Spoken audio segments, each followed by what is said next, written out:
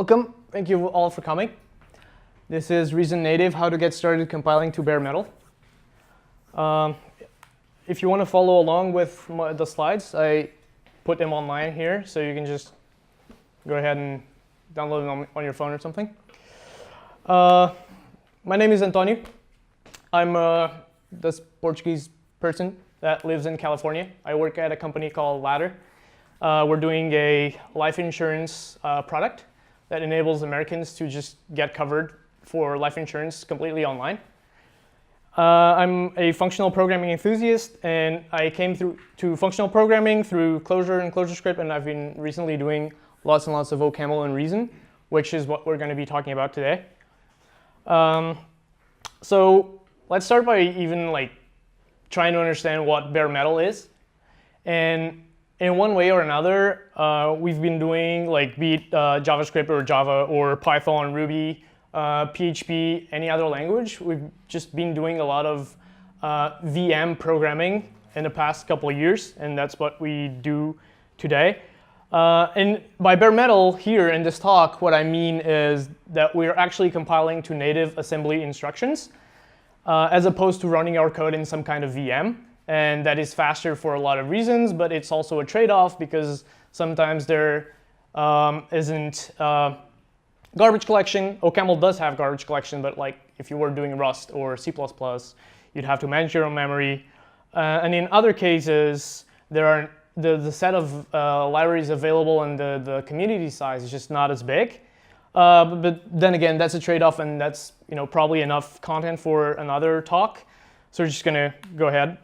And if you've used Reason or OCaml before, you know that it is a pragmatic, strongly typed systems language. So let's unpack that for a little bit. So it is backed by 30+ years of research and development, and it has what I call an 80% type system. It's safe as it generates correct programs, and that's why I mean it's strongly typed. So if you make a mistake over here, there's a compiler warning you over there that, oh, these types actually don't match, so you got to fix them before I compile for you. It is pragmatic because it's not 100% type safe as, say, Haskell, where it doesn't allow you to, say, do some side effects without telling the compiler you're doing a side effect.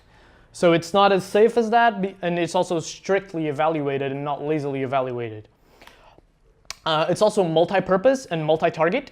It's multi-purpose because it has both imperative, object-oriented, and functional constructs. It's multi-target because it compiles to both JavaScript, portable bytecode, and native code. It's also really fast because it compiles down to bare metal if you want it to. This talk is going to be about the multi-target part of it. And so I say it's multi-target because it can compile to JavaScript through BuckleScript or JS of OCaml, which are both compilers from OCaml or Reason to JavaScript.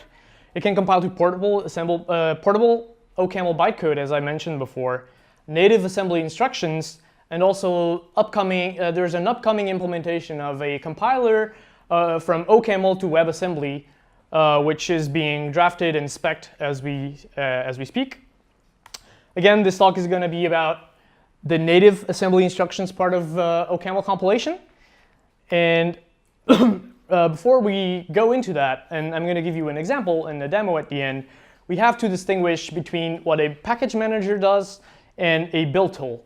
For all of us that are used to doing some JavaScript, well, the JavaScript ecosystem kind of conflates the two of them.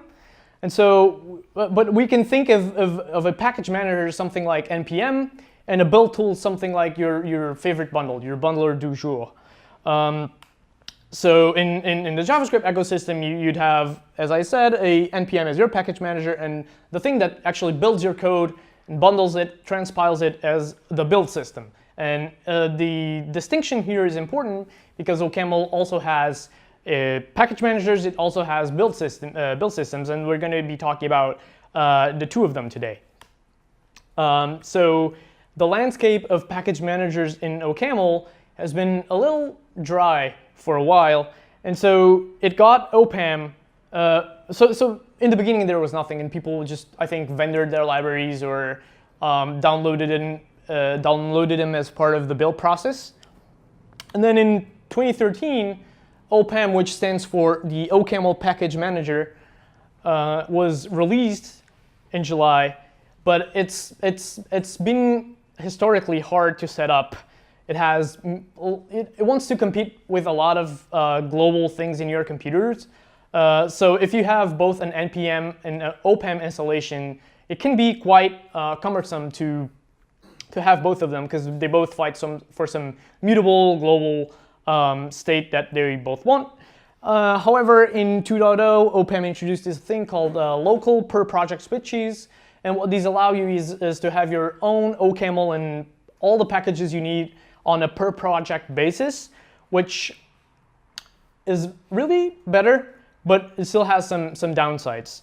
And so recently there's been this effort by other people to develop this package manager called Easy.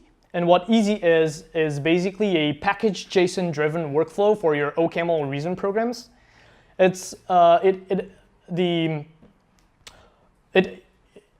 goal is to be very familiar with the workflow that people have today in their JavaScript programs and projects.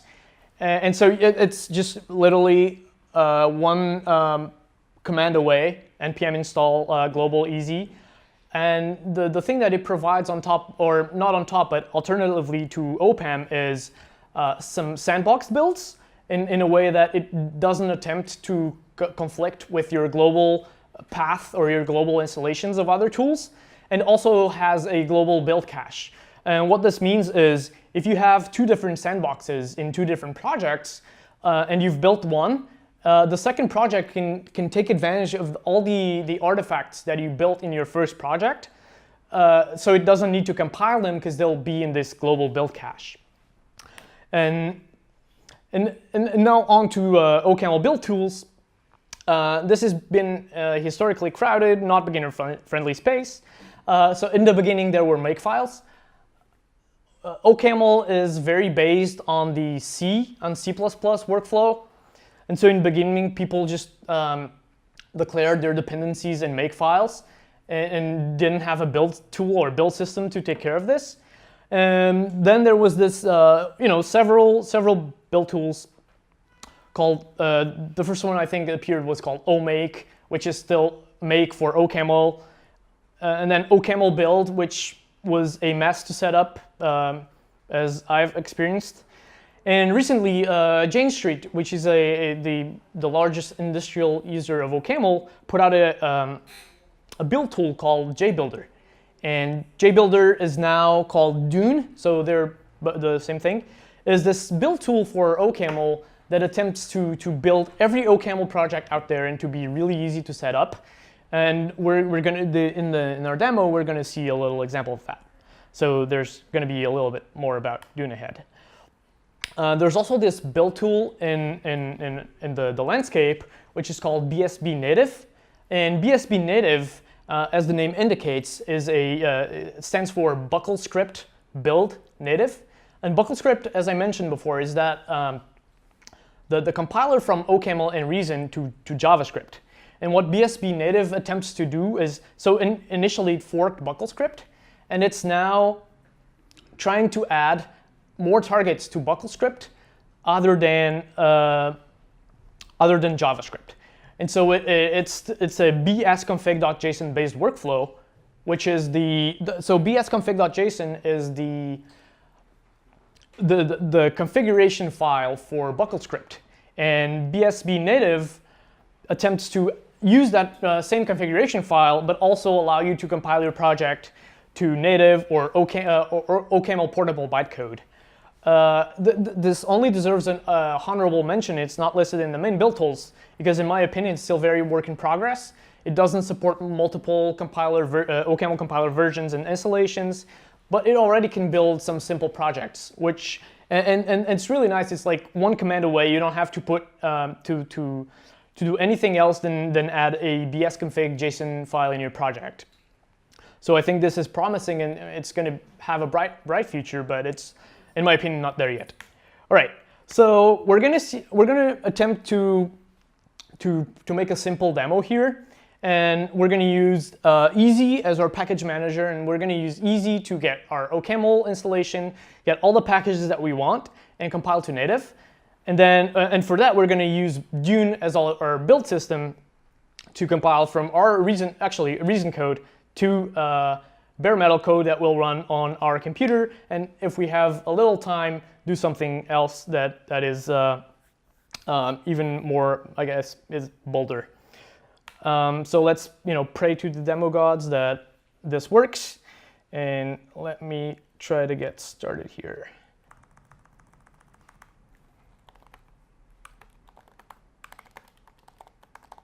Can everybody read that, even in the back?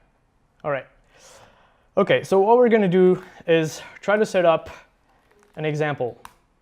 And the first thing we want to do is npm init, and we're going to call our project reason Lisbon, reasonml Lisbon example.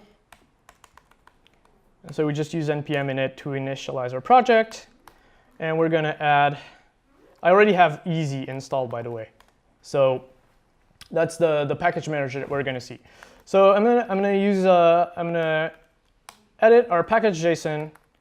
I'm gonna remove all this crap. I also want to remove that.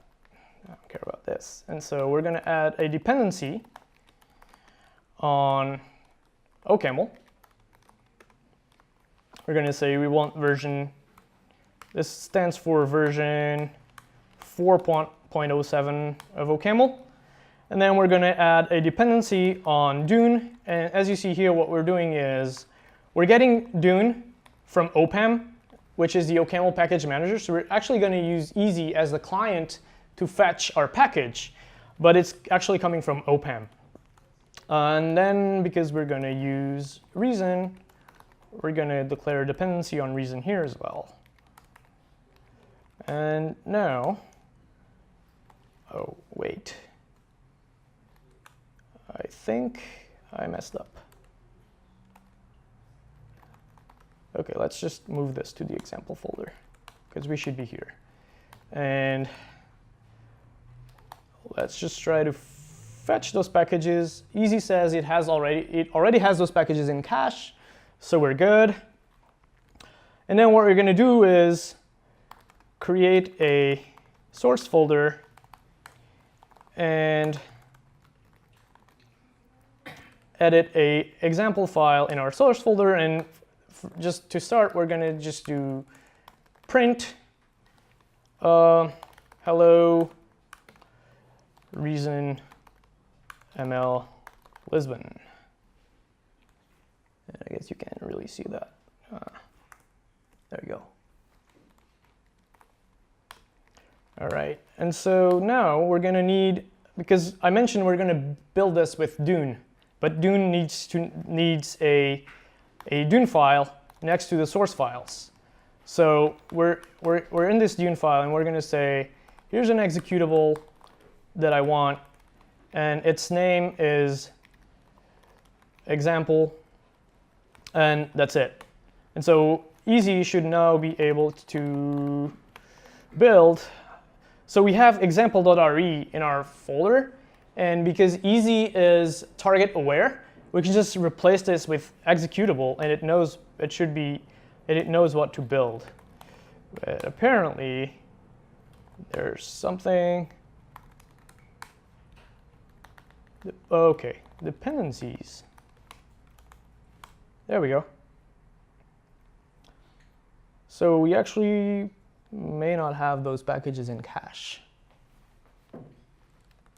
Can you still read that if I put this here like this? Can everybody read this? Okay.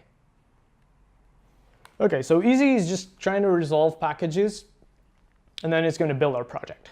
But I should have all these packages already. So let's pray that the Wi-Fi is, hello.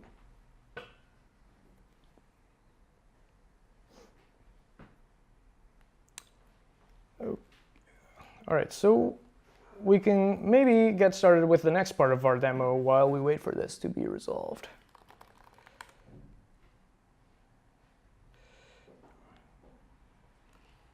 And maybe I should cheat a little bit and look.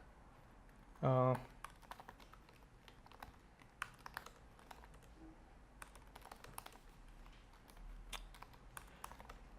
think it's just OCaml, right? Yeah. 4.7 versus 4.6? Yeah, it should be the same thing. Or I've been using 4.7 for a while. I don't understand why this is happening. Ping Google. Hello. Yeah. So this is a web server for OCaml, and I wanted to deploy. Okay, I think this is done. Cool. And let's get back to that in a second. So I had build example. It's building stuff, and now we can say instead of build, just execute that, and we get hello ReasonML Lisbon. Okay, that worked.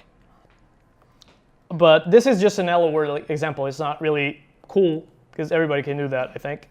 And so what I wanted to show you is so we should be able to write a web server that compiles to native code and it runs really fast. So OCaml Code GDP is this library for OCaml HTTP clients and servers, and they have a demo right here. Somewhere there's a demo for a basic server, so we're just going to copy that. This is in OCaml syntax, but we can just go ahead and say reformat parse ML code, and this will output reason code. So we're going to go ahead and copy that. We're going to go to our example, RE. We're going to paste that in, delete that. I think I forgot something. Yeah, I need these open statements, otherwise it's not going to work. Okay, these take hello, okay, and now let's reformat our code. Okay, but there's something that we still don't have. So what is LWT, CodeGDP, and all this? These are going to be libraries that we need in our Dune file. And so we're going to say we need to use these libraries.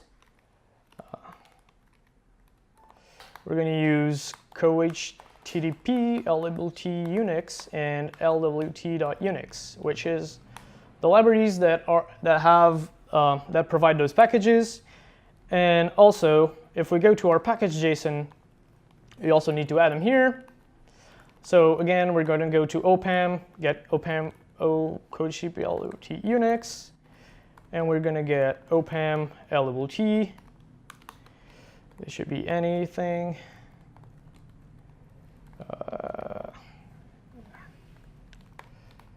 There we go.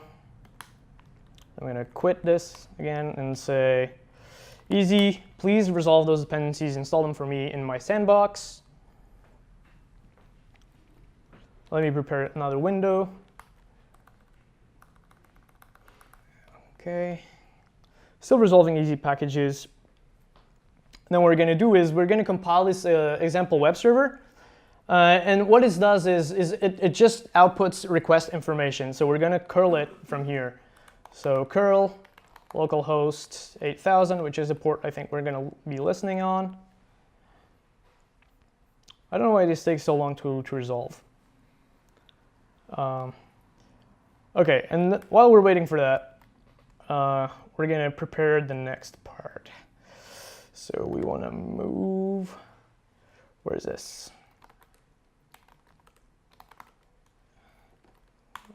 Okay, still resolving easy packages.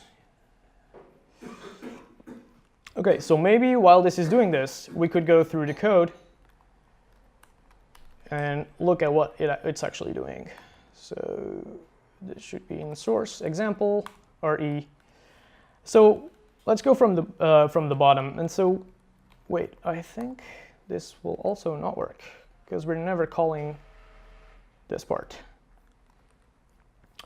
Okay.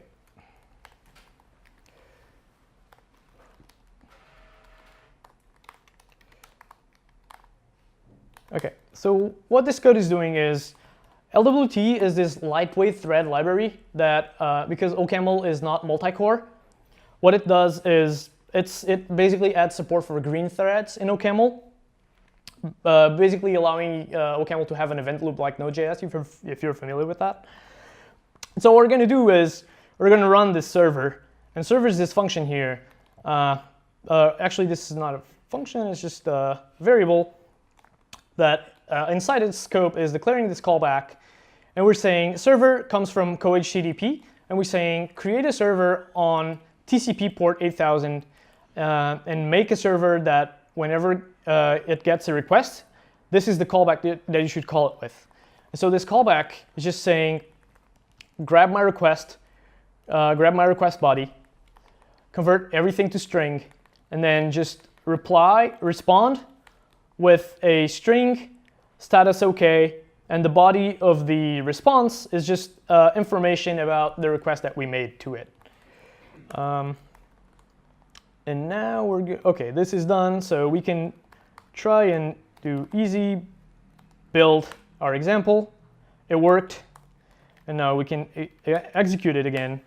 And so this should be listening on port 8000. So if we go to our other terminal window, we can say curl localhost 8000, and we have a response. And now it really accepts anything, like any port, and it just replies with request information. This is the URI that we requested, and we can even do like make a post with data hello reason ML Lisbon, and it still replies with, and so it says, so this is the body of the request that you sent me, this is the URI, this is the method and the headers that you sent, all that. All right, so this is pretty cool, and this is all running in native code. But what if we could just deploy this instantly to the cloud and have it be infinitely scalable? And we're going to try to do just that. So for those of you who've been paying attention, I recently moved a Docker file here, a Docker file from another directory, and this is the part that I'm not going to explain because it's just a boring Docker file. So we're going to try to build this project, and what we're going to do is we're going to try to build a static binary that we can run on AWS Lambda. And for that, I need to go and edit my Dune file again, and I have to say, Dune, please create a profile that is named Docker, and when you compile for Docker, add these flags to the OCaml compiler. And so they are so cc opt and static, and this will generate a static binary for us. So we're just going to try and build the current directory. And I think this is going to take a little while because the Docker container doesn't have an OCaml compiler already compiled in there. So we're going to have to wait a little while and see if it succeeds. In the meantime, we're going to edit this now.json file, and what this now.json file will have is we're going to deploy our web server to a service called Now by a company called Zeit. And what they do is they provide a single command now that, based on this file, will go and just deploy our application for us. And so, as you can see, our Docker is still building OCaml here. This says building, and then like all of them say done, but OCaml still doesn't say done. So we're going to have to wait a little bit for that. So in the meantime, we're going to say create a project whose name is reason ML Lisbon example. And we're going to say whenever you find a file called, let me see if I can get this straight. Whenever you find a file called main.exe, and this is the file that we're going to extract from our Docker container. So whenever you find a file called main.exe, use this package called now static bin, And now static bin allows you to run the static executable that we're going to build in AWS Lambda or through the Now platform. And this should be builds. And then we're going to say just any incoming traffic. So we give a regular expression here. So any incoming traffic, just reroute that to our main.exe deployment. And this should be all we need. Oh, OK, we need also version 2. Version 2, this should be all we need. Let's see if that is still building. So we're going to have to wait for a little bit. All right, so this is still building stuff. And so we've passed the point of building OCaml, and we've built all these libraries inside the Docker container. And now we got an error. And this is because, OK, I know what to do. Just, God. OK, let's see if we can get this built. If we add a docker ignore, I'm going to ignore this. This is a bug in Easy that I found while I was preparing this presentation. So let's try to build that again. This should be faster now. Alias is empty. OK, because the Docker file. OK, I also need to edit the Docker file because I forgot to do something. And so we're going to say easy build dune build source example.exe. And this should now build. OK, and now we copied something, and it's in main.exe. And we built this container. We can just say docker create -- tag Lisbon example. Example, I can type. OK. I suppose this has to go. Oh, name, not tag, name. Oh, God. Here. Are you happy with that now? OK, cool. So, and now we can say docker copy from Lisbon example. I can't type again. App main.exe here. There's no such container. Create name Lisbon example. Why not? Did I butcher something? OK, docker images. We have a bunch of them. Should be the latest one. OK.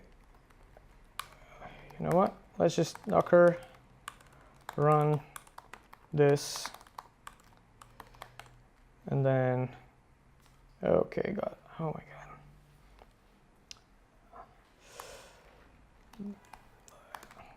I apologize. The demo gods are not with me today. So this should have a main.exe. So we're just gonna try and docker build this again. And we're gonna run this. Oh, I see. Docker. What did I do wrong? I should have something in my history that will help me. Name example, and I say this. No command specified. Right, because it would be here. I think I made this mistake. And then I want to copy this. No such container. Path. OK, app. Main. Main. Just this. Doesn't like me. OK. We're going to try this one here. I really want to show this because this is just mind-blowing, but name example. Docker run. This. Let's just do this.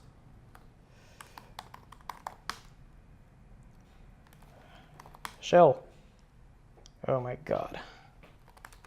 Really? No such file or directory. Okay, here's what we're going to do. I probably have a main.exe somewhere else already built. So I have a practice directory where I have a main.exe, and I'm going to paste it here. And now we have a main.exe, and I assure you this is the same thing. This is a statically linked Linux executable, and we're just going to deploy it like this, because apparently it was I'm having a lot of trouble making that work, and I wanted to show this to you.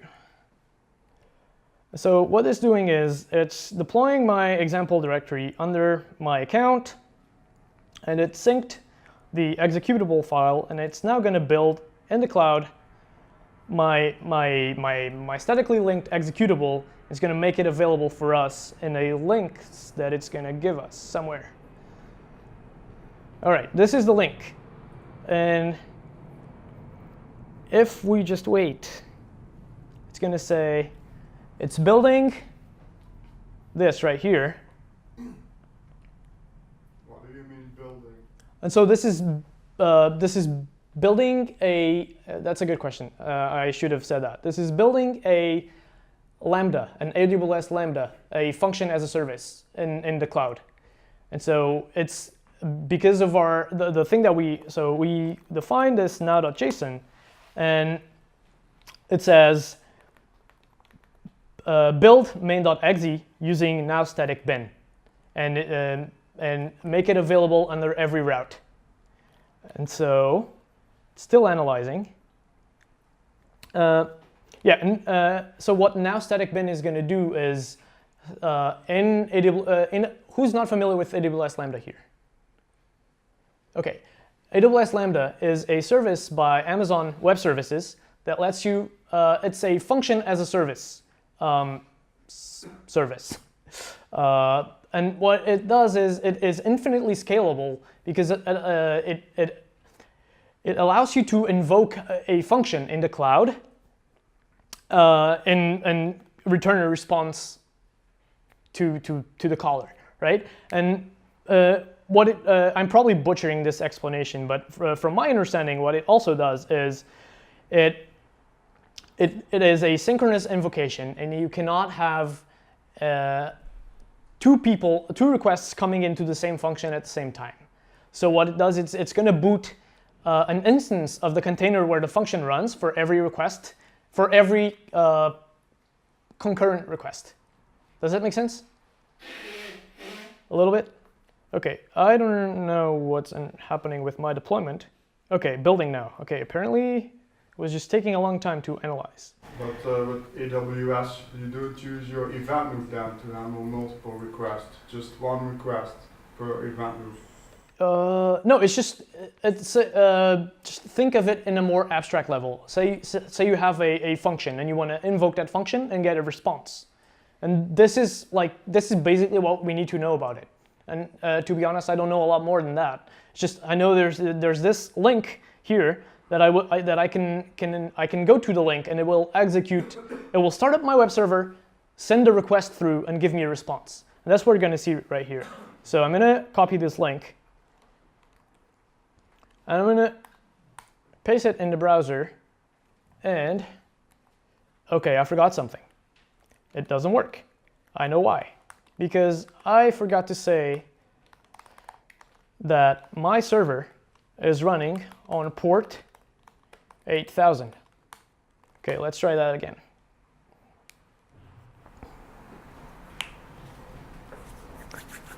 Just a question. Yeah. Your binary doesn't have any dependencies, maybe on libc or so. It's statically linked, so every dependency is just compiled inside it.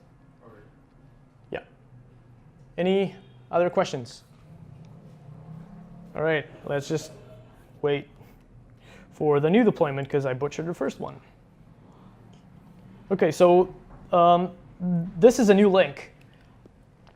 This service also gives me immutable deployments, which means that I have a new link for every deployment.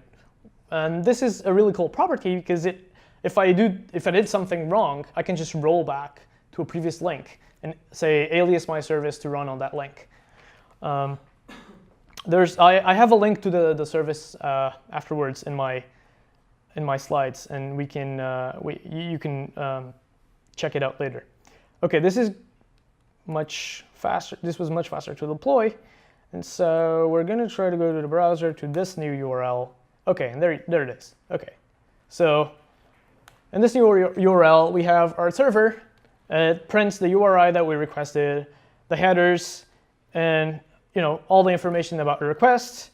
If I say hello world, so because we configured it to accept every route, it also accepts every route. All right, and I'm gonna make this example available so you can study the code later if you'd like, and like all the moving parts that make this work.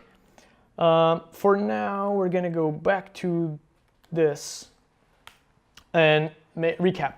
So we went from 0 to a hello world example compiled to native code in just a few little steps. From that hello world example, we went to a simple web server, compiled as a static Linux binary, deployed to the cloud, and infinitely scalable out of the box. And so I think this is really cool, and that it's very promising. And I encourage you to explore everything that this ecosystem provides.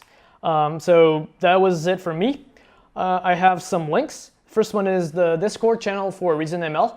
Join the Discord, ask questions if you want to get started with it. There's the reasonml.github.io, which is the official website. And then there are some examples.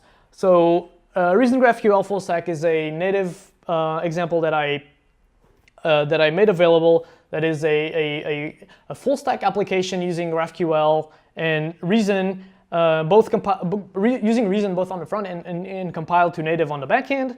Now static bin is the project that we use to deploy the static binary to the Now service, to Lambda. And Zeit Now is the provider that I use to deploy my example. So if you have any other questions. Yeah?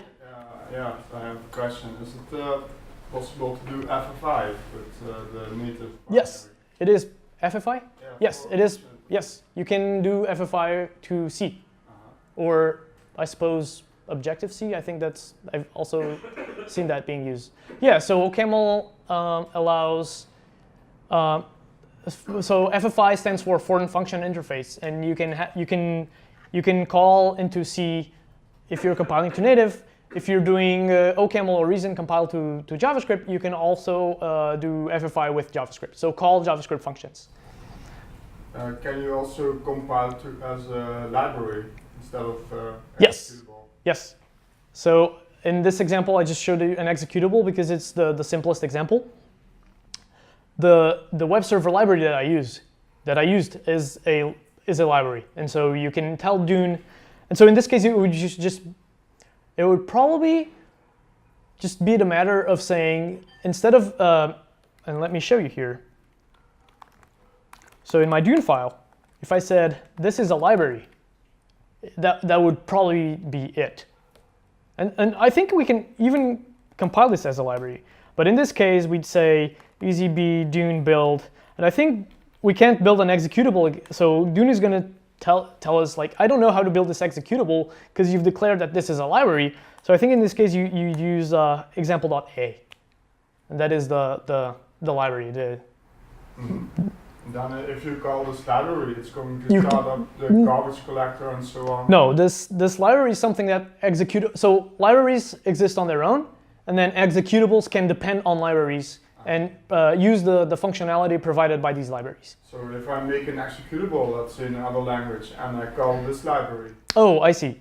Yeah, I'm not sure how that works. I think you can also use C to call OCaml and then provide a C library. Do you mean other language call into my library that is written in OCaml or Reason? Yeah, you can do. I think you can make a public C interface, and then C calls into OCaml, and then you call into the C shim. Let's call it that. That's calling into OCaml. Oh, that's cool. All right, I agree. All right, thank you.